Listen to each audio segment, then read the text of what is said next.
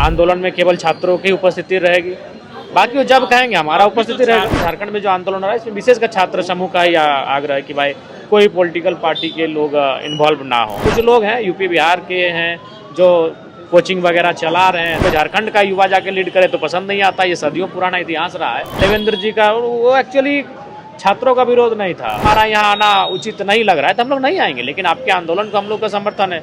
जो छात्रों का आंदोलन है उसे वो बैक सपोर्ट ही करे, तो मैंने बैक सपोर्ट में सारा अपना यंत्र तंत्र लगा दिया है उनके लिए।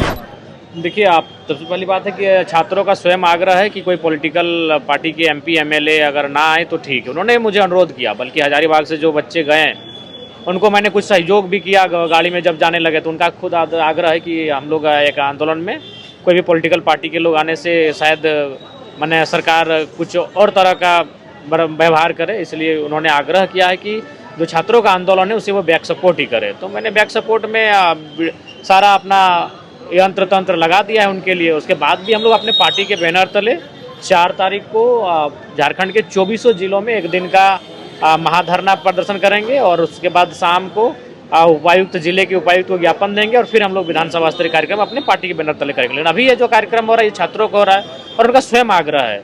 अब देखे भी होंगे रांची में जो भी अगर कोई पॉलिटिकल पार्टी के लीडर भी जा रहे हैं तो उनको कह रहे हैं, आग्रह भी कर रहे हैं कि आप लोग चले जाइए। तो उन्होंने स्वयं कहा है कि आंदोलन में केवल छात्रों की उपस्थिति रहेगी, बाकी वो जब कहेंगे हमारा उपस्थिति रहेगा। नहीं, चूंकि एमएलए का भी टैग लगा है, विधायक हैं, पार्टी के अध्यक्ष हैं, तो इसलिए जंतर मंतर में सभी पॉलिटिकल पार्टियों को आमंत्रित किया। मैंने किसी को रोक टोक नहीं था, वहाँ जाते थे, उनको मंच मिला, उनको कार्यक्रम में भाग लेने के लिए जगह दिया गया। लेकिन झारखंड में जो आंदोलन हो रहा है इसमें विशेषकर छात्र समूह का ही आग्रह है कि भाई कोई पॉलिटिकल पार्टी के लोग इन्वॉल्व ना हो। ये गलत है या सही है? अब देखिए, अगर उनको लगता है कि अगर वो ठीक करेंगे तो हमारी तो शुभकामनाएं उनके साथ है। हम तो बैक सपोर्ट में। जेल कैंप का विरोध भी हुआ। हाँ, देखिए, देवेंद्र जी का वो एक्चुअली छात्रों का विरोध नहीं था, छात्रों के द्वारा विरोध नहीं था। कुछ लोग हैं यूपी बिहार के हैं जो कोचिंग वगैरह चला रहे हैं, तो उनको लगातार झारखंड युवाओं के बीच अगर कोई झारखंड का युवा जाके लीड करे तो पसंद नहीं आता। ये सदियों पुराना इतिहास रहा है। तो उन्होंने अपने कुछ सहयोगियों के माध्यम से देवेंद्र जी के बारे में नारे लगाए हैं, लेकिन ऑलरेडी तो देवेंद्र जी हों, चाहे हमारे जितने भी साथी वहाँ गए हैं, उदय जी हों, वो छात्र आंदोलन से उपजे हुए नेता हैं। छात्र आंदोलन को उन्होंने हमेशा बढ़ चढ़ कर किया है। उसके बाद भी उन्होंने कहा कि यदि आपको हमारा यहाँ आना उचित नहीं लग रहा है तो हम लोग नहीं आएंगे, लेकिन आपके आंदोलन को हम लोग का समर्थन है। और आंदोलन को तैयार करने वाले देवेंद्र जी थे। बापू वाटिका में जाके 4-5 दिन पहले से धरना पर बैठे हैं।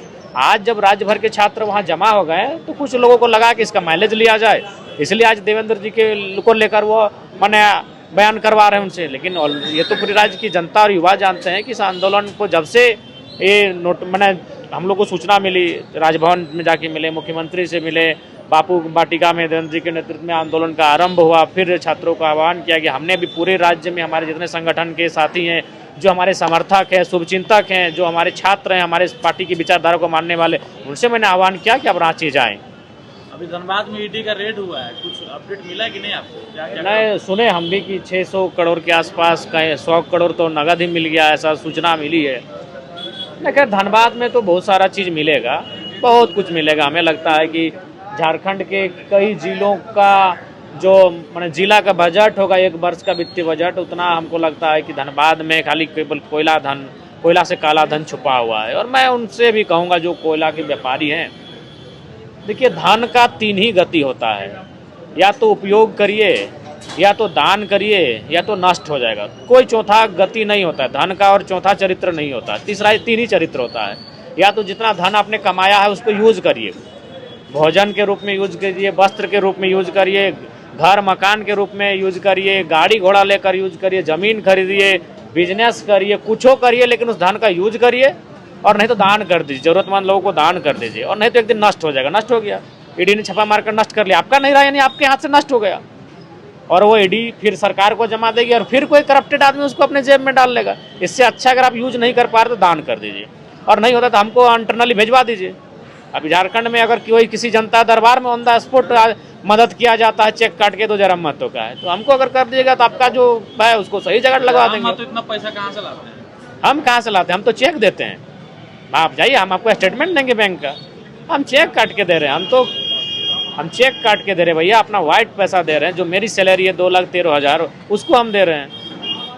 अच्छा, कुछ लोग बोल रहे थे कि ईडी, आप भी आरोप लगा रहे हैं कि ईडी दरवाजा देख के घुस रही हाँ, है। ये सही बात है। जिनके जिनके यहाँ छापा पड़ा है, मैं उनसे कहना चाहूँगा, अगर ईडी से बचना है तो एनडीए में चले जाएं, या तो सांसद जी से बोलिए कि थोड़ा दिल्ली लेकर जाएं, बच जाएंगे, गारंटी है। उनको क्या टारगेट कर रहे हैं? टारगेट कहाँ कर रहे हैं?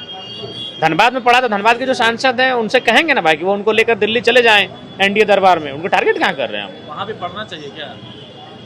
हम ये नहीं कह रहे, हम ये कह रहे हैं कि उनका पहुंच दिल्ली तक है। अगर वो उनके दल को में सम्मिलित हो जाएंगे और उनके साथ अगर दिल्ली एक बार चले जाएंगे तो हमको लगता है कि राहत मिल जाएगी।